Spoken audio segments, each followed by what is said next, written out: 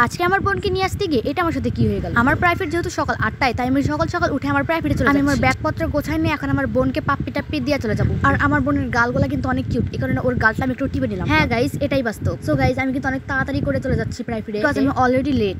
So guys, আমি এখন চলে যাবো আমার প্রাইভেটে। সো গাইস, আমি কিন্তু 2 ঘন্টার মধ্যে প্রাইভেট করে চলে এসে গিয়েছি। এন্ড দেন গাইস, আমার আম্মু বললো যে আমার বোন এখানে নাই, তাই আমি আমার বোনকে নিয়ে আসার জন্য চলে যাচ্ছি। আর এদিকে গাইস দেখেন বাড়ির কি রকম অবস্থা। কিন্তু আমার বোন আমাকে দেখে সে এতটাই শিহরিত যে সে পড়েই গেল।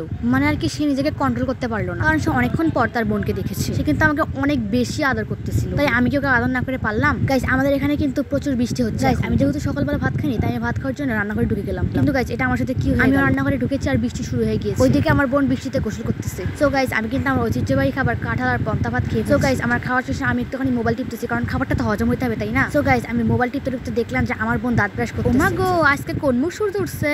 সো গাইস, আমি কিন্তু আমার প্রাইভেটের পড়াগুলো কমপ্লিট করতেছি। দেন গাইস, আমার মনে পড়লো যে না, আমার চুল কাটতে হবে, কারণ অনেকদিন ধরে দেখতেছি যে আমার চুলের আগালটা বের হয়েছে। তাই আমার আম্মু আমাকে জোর করে ধরে আমার চুলগুলো কেটে দিল। কিন্তু গাইস, এটা কি, আমি তো জানি না এতগুলো চুল আমার আম্মু কেটে দিল আমাকে। এইটুকু আগাল হচ্ছে, এটাই তো।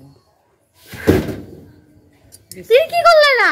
সো গাইস, আমার কিন্তু অনেক বেশি খারাপ লাগতেছিল, কারণ আমার আম্মু আমার চুল এতগুলো কেটে দিয়েছে। আমি আমার আম্মুকে আরো অনেক অল্প কাটতে বলছিলাম, কিন্তু সে আমার অনেক বড়, মানে অনেকগুলো চুল। তারপর গাইস, আমি আবার একটু পড়তে বসে গেছিলাম। পড়াশোনা শেষে আবার খাওয়া দাওয়া শুরু করে দিয়েছি। আমার দুপুরের লাঞ্চ শেষে আমি এখন গোসলে চলে যাব। আর গোসলে যাওয়ার জন্য আমার ঐতিহ্যবাহী র‍্যাক থেকে আমি কাপড় চোপড় বের করে নিলাম। গাইস, আমি এখন এটা নিয়ে যাব আর আমার মোবাইলটা নিয়ে চার্জ। গাইস, দেখছেন এখন কয়টা বাজে? হ্যাঁ গাইস, এখন কিন্তু 1:29 আর আমি আজকে অনেকক্ষণ পড়াশোনা করছি, তাই আমার মাথাটা ঠান্ডা করার জন্য একটুখানি গোসলে ঢুকতে হবে। আর দীর্ঘ আধা ঘন্টা পর আমি গোসল থেকে বের হওয়ার পর আমার সর্বপ্রথম কাজ হলো কাপড় নেড়ে দেওয়া। কারণ এটা না করলে আমার একটা মরো মাটিতে পড়বে না। গাইস, আমি উজু করার জন্য চলে আসছি। আমার উজু শেষে আমি আমার হিজাবটা পরে নিব এখন। গাইস, আমি কিন্তু হিজাবটা পরে নিয়েছি অলরেডি। গাইস, আমার নামাজ কিন্তু শেষ, তাই আমি জায়নামাজের জায়গায় রেখে। হ্যাঁ গাইস, ঠিক এই হিজাবটা কিন্তু সোয়ামনি ভালোই খুলতে পারে।